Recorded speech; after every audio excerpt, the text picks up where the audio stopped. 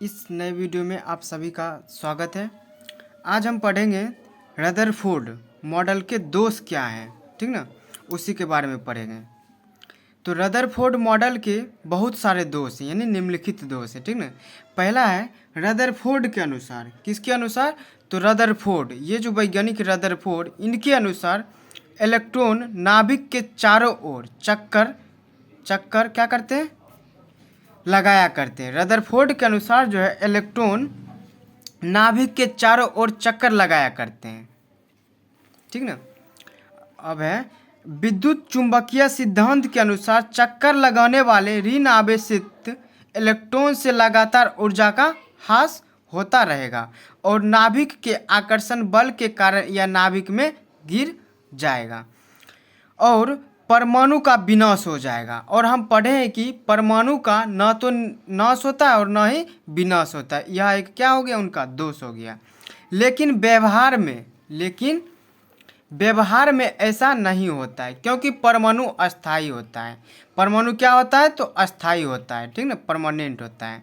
पहला दोष क्या पाया गया कि उन्होंने कहा कि परमाणु इलेक्ट्रॉन जो है उसमें चक्कर लगाता है और ऊर्जा का लगातार क्या होता है? ह्रास होते रहता है। नाभिक के आकर्षण बल के कारण यह नाभिक में गिर जाएगा। यह जो बताया कि नाभिक में यह गिर जाएगा, यह क्या है? उनका दोष है। दूसरा दोष है रदरफोर्ड मॉडल की कक्षाओं में इलेक्ट्रॉनों की संख्या निश्चित नहीं की गई थी। दूसरा दोष क्या है कि रदरफोर्ड मॉडल जो है उनकी कक्षाओं में इलेक्ट्रॉन की संख्या निश्चित नहीं की गई थी। ये जो है अर्नेस्ट रदरफोर्ड 1871 टू 1973 ऑलमोस्ट, ठीक ना, लगभग। रदरफोर्ड का जन्म 30 अगस्त 1871। रदरफोर्ड जो वैज्ञानिक है उनका जन्म 30 अगस्त 1871 में न्यूजीलैंड में हुआ। अगर कोई पूछ दे रदरफोर्ड के बारे में जो आप बोल रहे हैं, इनका जन्म कब हुआ, तो बोलिएगा 30 अगस्त 1871 में। कहाँ पर? न्यूजीलैंड, ठीक ना। ये जो है परमाणु के नाभिक की खोज के लिए वे बहुत ही प्रसिद्ध हैं। परमाणु के नाभिक के लिए कौन प्रसिद्ध है? तो रदरफोर्ड। उनकी एक पुस्तक रेडियो एक्टिविटी 1904 से उन्हें विख्याति मिली, ठीक ना। उन्होंने अपना एक क्या पुस्तक मतलब बनाए थे 1904 में, यानी 1904 में उन्हें विश्व विख्याति प्राप्त हुई, ठीक ना। 1908 में उन्हें नोबेल पुरस्कार से सम्मानित किया गया। तो ये सब जो है उनका क्या है? बायोडाटा है। और वे सब जो बताए थे कि इलेक्ट्रॉन जो है क्या नाभिक में चारों ओर क्या होता है? हमेशा चक्कर लगाते रहता है और उसका ह्रास होता है और वह उसमें क्या हो जाएंगे? इलेक्ट्रॉन धंस जाएंगे। या उनका दोष हो गया। अब है न्यूट्रॉन का आविष्कार। क्या है? न्यूट्रॉन का आविष्कार 1932 में। कब? 1932 में सर जेम्स चैडविक, क्या नाम है? सर जेम्स चैडविक ने बेरिलियम, क्या नाम है? बेरिलियम धातु पर अल्फा कण, कौन से कण? तो ध्यान रखिएगा, अल्फा कणों से आघात कराकर इन उदासीन कणों का पता लगाया। इसका जो है न्यूट्रॉन की जो हम बात कर रहे हैं, तो ध्यान रखिएगा 1932 में। कब? 1932 में सर जेम्स चैडविक ने बेरिलियम धातु पर अल्फा कणों से आघात कराकर इन उदासीन कणों का पता लगाया। किसका? तो न्यूट्रॉन का। इन कणों की विद्युत उदासीनता के कारण इनका नाम न्यूट्रॉन रखा। इन कण, ये जो कण थे, ठीक ना, इन कणों में विद्युत उदासीनता के कारण इनका नाम क्या रख दिया? न्यूट्रॉन। इनका द्रव्यमान प्रोटॉन के द्रव्यमान के लगभग क्या होता है? बराबर होता है। अब है न्यूट्रॉन के गुण, यानी प्रॉपर्टीज ऑफ न्यूट्रॉन, ठीक है। न्यूट्रॉन पर कोई आवेश नहीं रहता है। पहला गुण क्या है? न्यूट्रॉन जो है, न्यूट्रॉन पर कोई आवेश नहीं रहता, अर्थात यह एक उदासीन कण है। कैसा कण है? न्यूट्रॉन एक उदासीन कण है। ध्यान रखिएगा, इसका पहला गुण है कि यह एक उदासीन कण है, यानी इस पर कोई आवेश नहीं रहता है। दूसरा है न्यूट्रॉन का द्रव्यमान। न्यूट्रॉन का द्रव्यमान प्रोटॉन के द्रव्यमान के लगभग बराबर होता है, यानी न्यूट्रॉन को N इक्वल टू P, यह जो है एक दूसरे के लगभग इक्वल होते हैं। न्यूट्रॉन प्रोटॉन के साथ परमाणु के केंद्र स्थान नाभिक में उपस्थित होता है। न्यूट्रॉन कहाँ पर उपस्थित होता है? तो प्रोटॉन के साथ परमाणु के केंद्र, जिसको नाभिक कहते हैं, उसमें उपस्थित होता है। इंग्लिश में कहते हैं न्यूक्लियस, ठीक ना। नाभिक को क्या कहते हैं? तो न्यूक्लियस। क्या कहते हैं? न्यूक्लियस। अब है न्यूट्रॉन का द्रव्यमान 1.67 मल्टीप्लाई 10⁻⁻24 या फिर 1.008 AMU होता है। इतना ज्ञात किया गया है, ठीक ना। अब है आपका बहुत ही विशेष टॉपिक है बोर का परमाणु model, Bohr model of the atom, ठीक नहीं। क्या है? Bohr model of the atom. Rutherford model के दोषों को दूर करने के लिए नील्स बोल्स ने 1913 यानी 1913 में परमाणु की संरचना के संबंध में सिद्धांत प्रस्तुत किया, जिसे बोर का परमाणु मॉडल कहा जाता है। रदरफोर्ड मॉडल के दोष को दूर करने के लिए, रदरफोर्ड मॉडल के दोषों को दूर करने के लिए नील्स बोल्स ने 1913 में परमाणु संरचना के संबंध में अपना क्या किए? एक सिद्धांत प्रस्तुत किए, जिसे बोर का क्या कहा जाता है? परमाणु मॉडल कहा जाता है। तो इसके अनुसार, नील्स बोल्स के अनुसार, इसके अनुसार क्या होता है? देखिए, परमाणु में इलेक्ट्रॉन नाभिक के चारों ओर कुछ निश्चित ऊर्जा वाले वृत्ताकार कक्षाओं में घूमते हैं। यानी ये मान लीजिए आपका परमाणु है, इधर क्या होता है? इलेक्ट्रॉन चक्कर लगाता है, तो इलेक्ट्रॉन जो है एक निश्चित ऊर्जा स्तर में ही क्या करते हैं? तो चक्कर लगाते हैं। एक निश्चित सर्टेन ऊर्जा स्तर में क्या करते हैं? चक्कर लगाते हैं। दूसरा, इनके अनुसार इन्होंने यानी इसके बारे में बताया, जब इलेक्ट्रॉन किसी निश्चित कक्षा में रह करके, जब इलेक्ट्रॉन जो है किसी निश्चित कक्षा में रह करके नाभिक के चारों ओर चक्कर लगाते हैं, तो उनकी ऊर्जा का ह्रास नहीं होता। इन्होंने रदरफोर्ड जो थे, उन्होंने क्या कहा था कि यानी इलेक्ट्रॉन जो है चक्कर लगाता है, उसका एनर्जी यानी ऊर्जा ह्रास होता है। लेकिन उन्होंने ये जो है नील्स बोल्स, इन्होंने उनको दोषों को दूर कर दिया और कहा कि जब इलेक्ट्रॉन किसी निश्चित कक्षा में रह करके नाभिक के चारों ओर चक्कर लगाते हैं, तो उनकी ऊर्जा का ह्रास नहीं होता है, उनकी ऊर्जा का ह्रास नहीं होता है। कौन बताए? तो नील्स बोल्स बताए। इन कक्षाओं को ऊर्जा स्तर या फिर सेल कहते हैं। ये जो इलेक्ट्रॉन चक्कर लगाते हैं, तो उसको क्या कहते हैं? वह जो चक्कर लगाते हैं उसको ऊर्जा स्तर या फिर सेल कहते हैं। इन कक्षाओं को क्या कहते हैं? ऊर्जा स्तर या फिर सेल। जैसा कि चित्र में आपको दिखाया गया है, ठीक ना। ये जैसे आपको क्या बताया, किसी भी परमाणु के केंद्र में, यानी केंद्र में इस नाभिक में प्रोटॉन और न्यूट्रॉन, यह जो है इसमें P और N क्या होते हैं? शामिल होते हैं, ठीक ना, उपस्थित होते हैं। इस सब जो आप देख रहे हैं, क्या है? एक निश्चित यह सब ऊर्जा स्तर है, और इस ऊर्जा स्तर में इलेक्ट्रॉन जो है चक्कर लगाते हैं। एक निश्चित ऊर्जा स्तर में इलेक्ट्रॉन चक्कर लगाते हैं। यह आपको क्या कहते हैं? इसको केंद्र को क्या कहते हैं? नाभिक कहते हैं, ठीक ना। और नाभिक की जैसे पहला कक्षा है, ठीक ना, तो इसको n से रिप्रेजेंट करते हैं, कक्षा की संख्या को n से, या दूसरी कक्षा है तो n = 2, n = 3, n = 4। यानी परमाणु के नाभिक में प्रोटॉन एवं न्यूट्रॉन के चारों ओर घूमते इलेक्ट्रॉन का यह क्या है? इमेज है। किसी परमाणु में कुछ ऊर्जा स्तर, आपको बताए थे कि ऊर्जा, एक निश्चित ऊर्जा स्तर में इलेक्ट्रॉन जो है चक्कर लगाते थे, क्या है? अब देखिए, अंदर से बाहर, क्या? अंदर से बाहर की ओर इन कक्षाओं को, अंदर से बाहर, या अंदर है, अंदर से बाहर, ठीक ना, अंदर से बाहर की ओर इन कक्षाओं को KLMN, ठीक ना, इन सब के द्वारा क्या करते हैं? हम डिनोट करते हैं, यानी रिप्रेजेंट, यानी दर्शाते हैं, या 1 2 3 4 के द्वारा दिखाया जाता है, ठीक ना। यदि अंदर से बाहर की ओर हम कक्षा में जाएंगे तो उसे हम 1 2 3 4 या फिर KLMN से दर्शाएंगे। अब नेक्स्ट है, इलेक्ट्रॉन जो है, इलेक्ट्रॉन एक कक्षा से दूसरे कक्षा में जा सकता है। जब कोई इलेक्ट्रॉन आंतरिक कक्षा से बाहरी कक्षा में जाता है तो ऊर्जा का अवशोषण होता है। एक बार फिर से इसको देखते हैं। इलेक्ट्रॉन एक कक्षा से दूसरे कक्षा में जा सकता है। इलेक्ट्रॉन जो है एक कक्षा से दूसरे कक्षा में जा सकता है। जब कोई इलेक्ट्रॉन आंतरिक कक्षा से यानी अंदर से, ठीक ना, बाहर कक्षा में, आंतरिक कक्षा से बाहरी कक्षा में जाता है तो उसकी ऊर्जा का अवशोषण होता है। क्या होता है? ऊर्जा का अवशोषण होता है। किंतु जब इलेक्ट्रॉन बाहरी कक्षा से आंतरिक कक्षा में कूदता है तो ऊर्जा का उत्सर्जन होता है। उत्सर्जन और अवशोषण, या आप उत्सर्जन में किसी को हम ऊर्जा को क्या कर रहे हैं? दे रहे हैं। एक सेकेंड, यानी ऊर्जा को देना, उत्सर्जन, और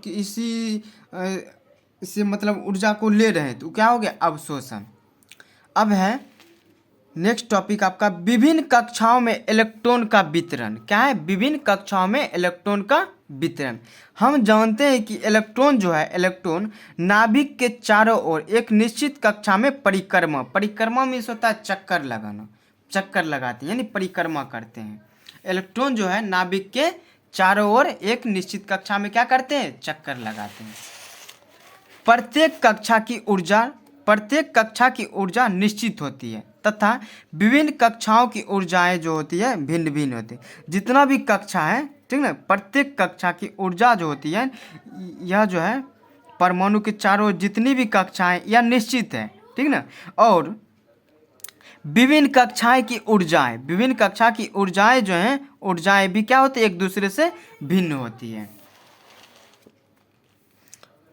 तो पहला कक्षा के कक्षा की ऊर्जा सबसे कम होती है। पहले हम आपको क्या बताते हैं? के, एल, एम, एन इन सब से दर्शाते हैं। तो पहला जो है, पहला कक्षा ऊर्जा स्तर को हम के से, जबकि अन्य जो है एल, एम, एन आदि कक्षाओं की ऊर्जाएं क्रमशः बढ़ती जाती है। पहली कक्षा जो होती है के होती है, सबसे कम होती है, जिसकी ऊर्जा जो होती है सबसे कम होती है, जबकि एल, एम, एन जैसे जैसे हम बढ़ते जाएंगे उसी प्रकार से कक्षा की जो ऊर्जाएं हैं बढ़ते जाती क्रमशः।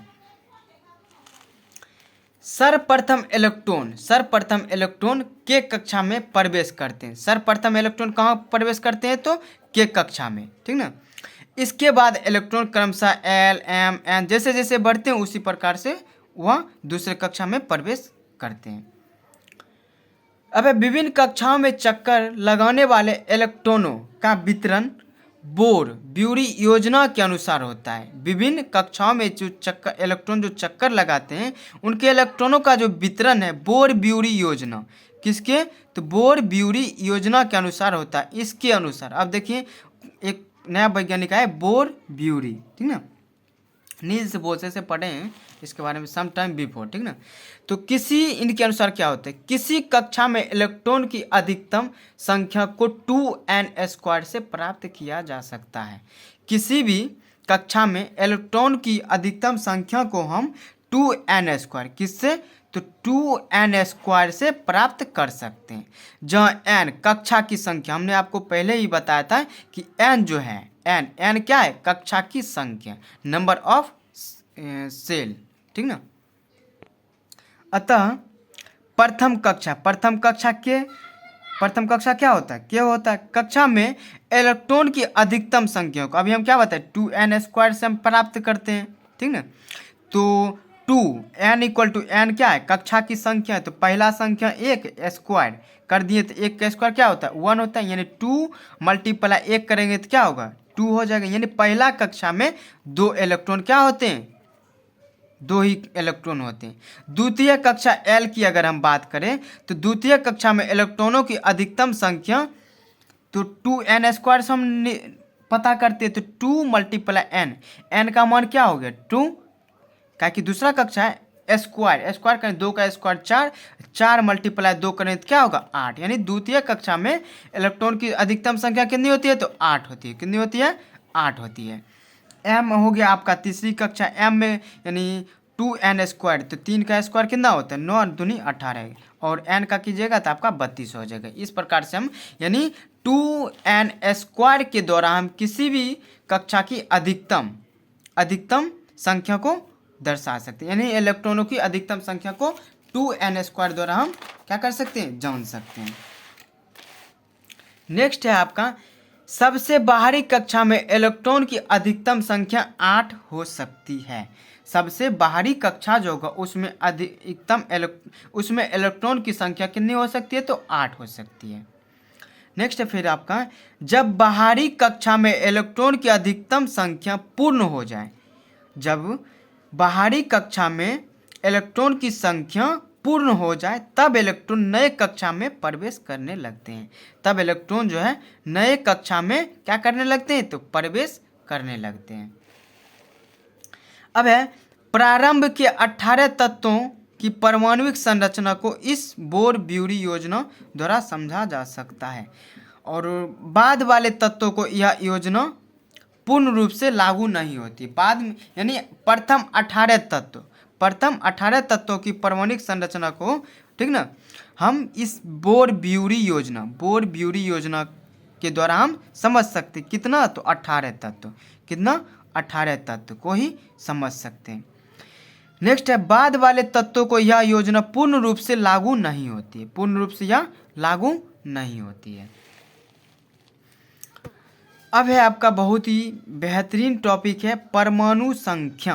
क्या है, एटॉमिक नंबर। क्या है, एटॉमिक नंबर। तो अब क्या है, एटॉमिक नंबर, परमाणु के नाभिक में उपस्थित प्रोटॉनों की कुल संख्या को, परमाणु के नाभिक में उपस्थित प्रोटॉनों की कुल संख्या को परमाणु संख्या कहते हैं। किसको कहते हैं, परमाणु के नाभिक में उपस्थित प्रोटॉन की जो संख्या होती है, क्या होती है, प्रोटॉन की संख्या को क्या कहते हैं, परमाणु संख्या। और इसे जो है परमाणु संख्या को हम Z से सूचित करते हैं, इसे Z से सूचित किया जाता है। परमाणु संख्या को किससे सूचित करते हैं, तो Z से। अतः परमाणु संख्या यानी Z बराबर प्रोटॉन की संख्या, परमाणु संख्या बराबर क्या होती है, प्रोटॉन की संख्या। और यह भी जानते हैं प्रोटॉन की संख्या बराबर इलेक्ट्रॉन के, P इक्वल टू प्रोटॉन की संख्या बराबर कहने का मतलब Z equal to E। Z क्या हो गया था आपका, परमाणु संख्या, और परमाणु संख्या बराबर प्रोटॉन की संख्या, परमाणु संख्या बराबर प्रोटॉन की संख्या, और प्रोटॉन की संख्या बराबर इलेक्ट्रॉन की संख्या होती है। अब है इलेक्ट्रॉनिक विन्यास, इलेक्ट्रॉनिक कॉन्फ़िगरेशन। क्या है, इलेक्ट्रॉनिक कॉन्फ़िगरेशन, इसको हम समझते हैं बारी बारी से। किसी परमाणु की विभिन्न कक्षाओं में, क्या, किसी परमाणु की विभिन्न कक्षाओं में इलेक्ट्रॉन की वितरण, यानी इलेक्ट्रॉन की को जो बांटते हैं हम, ठीक ना, इलेक्ट्रॉन की वितरण अर्थात इलेक्ट्रॉन की व्यवस्था, इलेक्ट्रॉन की क्या व्यवस्था है, उसी को हम क्या कहते हैं, इलेक्ट्रॉनिक विन्यास। इंग्लिश की बात करें तो इलेक्ट्रॉनिक कॉन्फ़िगरेशन, किसी परमाणु की विभिन्न कक्षाओं में इलेक्ट्रॉन के वितरण को या फिर इलेक्ट्रॉन की व्यवस्था को ये क्या कहते हैं, इलेक्ट्रॉनिक कॉन्फ़िगरेशन।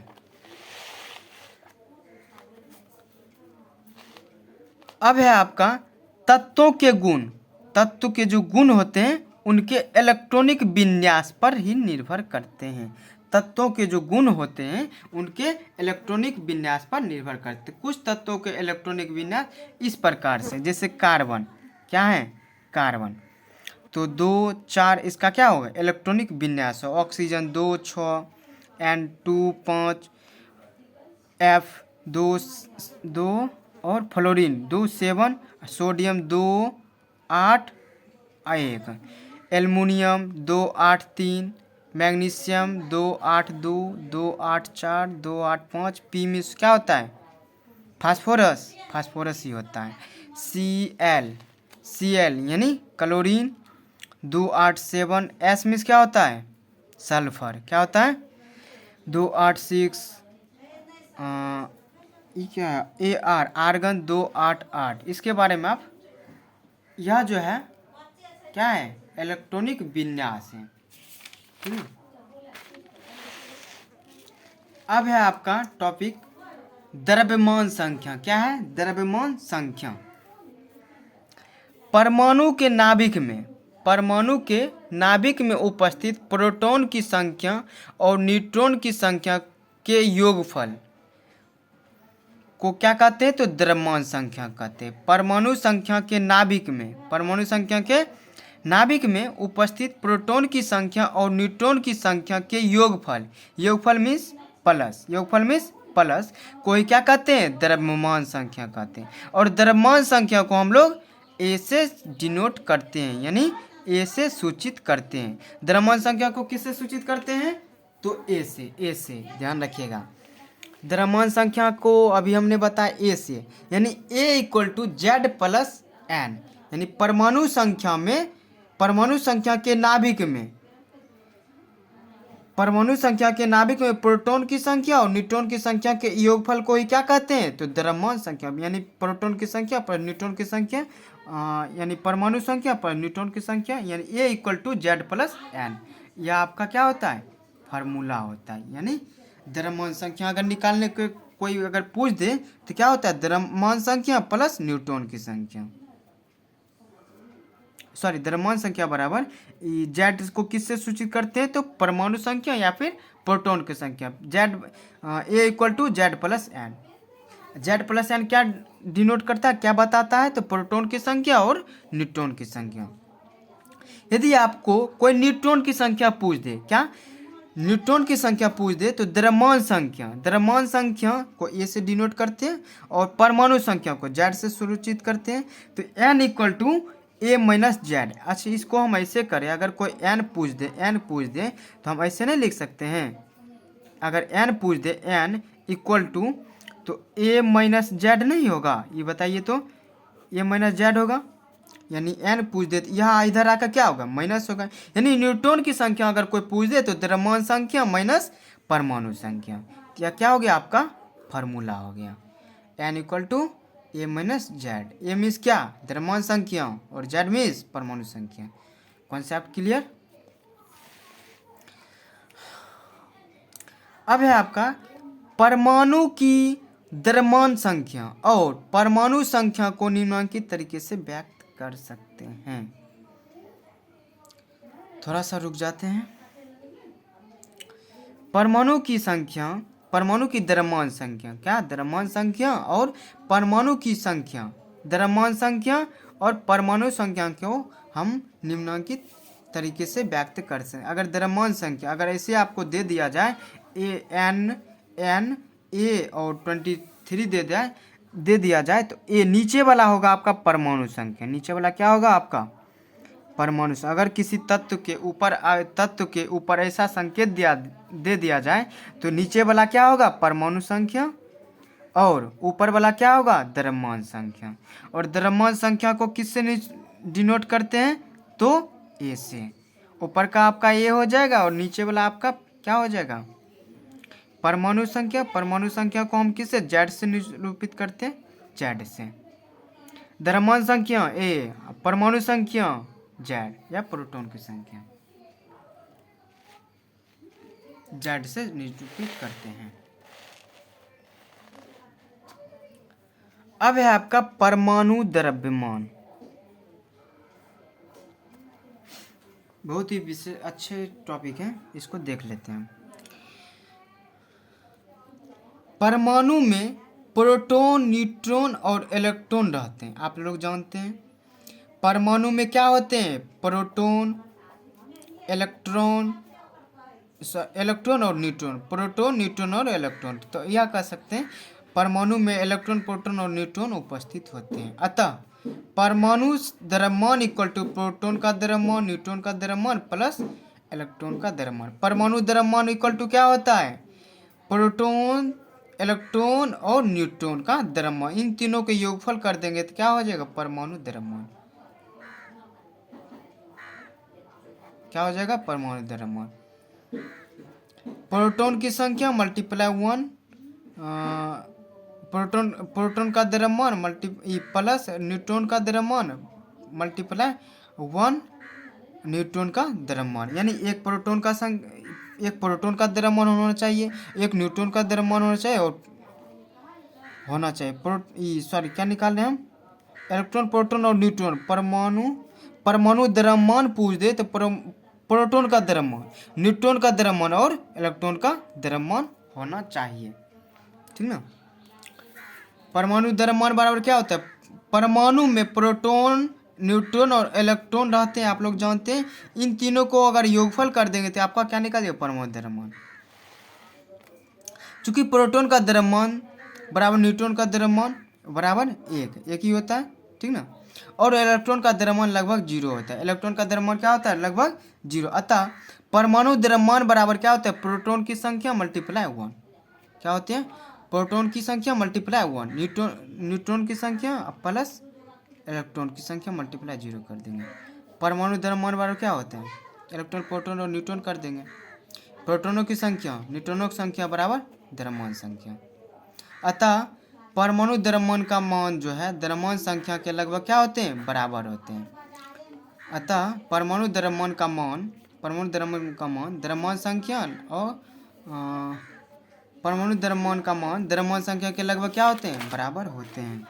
तो नेक्स्ट वीडियो में हम पढ़ेंगे समस्थानिक आइसोटॉप। क्या पढ़ेंगे, आइसोटॉप। तो जय हिंद दोस्तों।